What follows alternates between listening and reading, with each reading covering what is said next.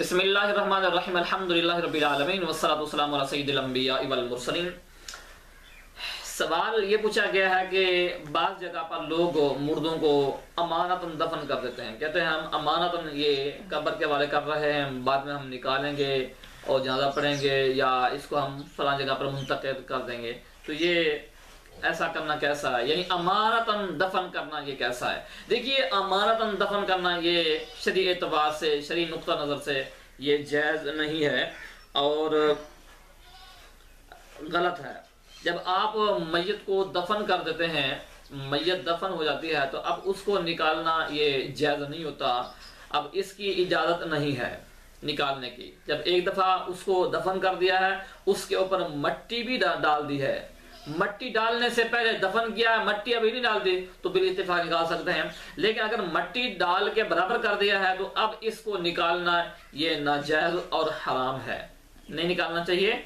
इस पर अल्लामा अलाउद्दीन हस्कफी रहमतुल्लाह तआला अलैह ने फरमाया है कि मैयत को कब्र से निकाला उस वक्त जाएगा जब किसी की मगसूबा जमीन में दफन किया गया हो। यानी वैसे तो नहीं निकाल सकते, अगर मैयत को दफन कर दिया गया है निकालना जायज नहीं है। लेकिन अगर किसी की जमीन को गस्ब करके, कब्जा ग्रुप जिसे कहते हैं, किसी जमीन पर कब्जा करके उसको वहां पर मुर्दा दफन कर दिया तो अब वहां से निकाला जाएगा। या शुफा वाली जमीन थी, जिसने शुफा किया था उसको जमीन मिल गई है, अब जमीन उसकी रही नहीं जिसको दफन किया है, तो वहां से भी निकाला जाए। शुफे वाली जमीन से और कब्जा वाली जमीन से मालिक निकाल सकता है, मालिक की मर्जी है, उनको इख्तियार है। अगर वो मुर्दे को निकाल दे तो उसकी मर्जी है, अगर उसको जमीन को बराबर करके उसके पर कोई चीज काश करना चाहता है तो वो उसकी इजाजत है। लेकिन इसके अलावा किसी भी सूरत में जायज नहीं है कि कोई बंदा मैयत को दफन करने के बाद निकाले।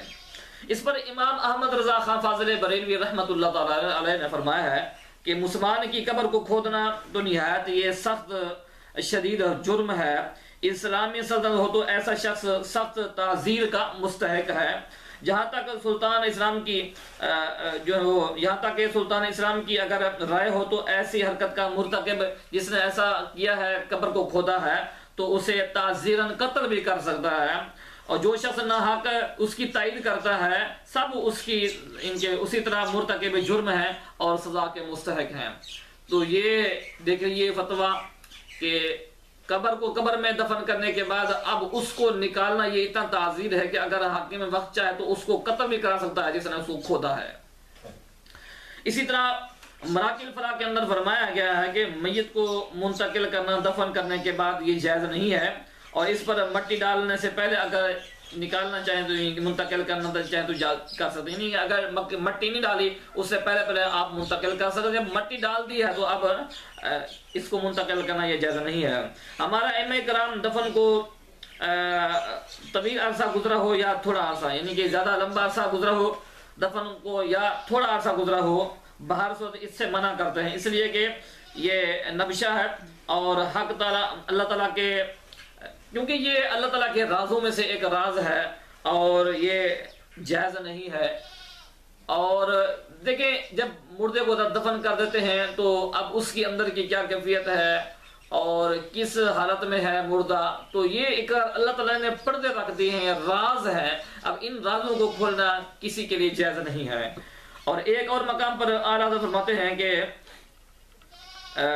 हैं कि सूरह मज़कूरा में जो नबशा है, नबश, ये हराम सख्त हराम है और मैयत की सख्त ये तौहीन है। नबश अब बता दिया है, मैयत दफन करने के बाद फिर मुंतकिल करना, और उसकी तौहीन भी है और सिर रब्बुल आलमीन भी है, ये राज भी है।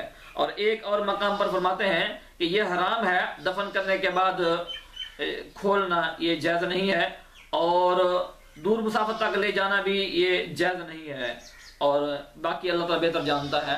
तो इस पर उलमाए कराम ने सख्ती से मना किया है कि जब दफन कर दिया जाए तो दफन करने के बाद फिर इसको अमानतन दफन करना, जब दफन हो जाए तो अब अमानतन का कोई तस्वर नहीं है, दफन हो गया, रब ताला के हवाले हो गया है। अब जहां भी उसको जगह मिल गई है अब उसको मत खोलें और अमानतन दफन करने का जो तस्वुर है ये गैर शरई है। उम्मीद है हमारी बात आपको समझ लग गई होगी। जी।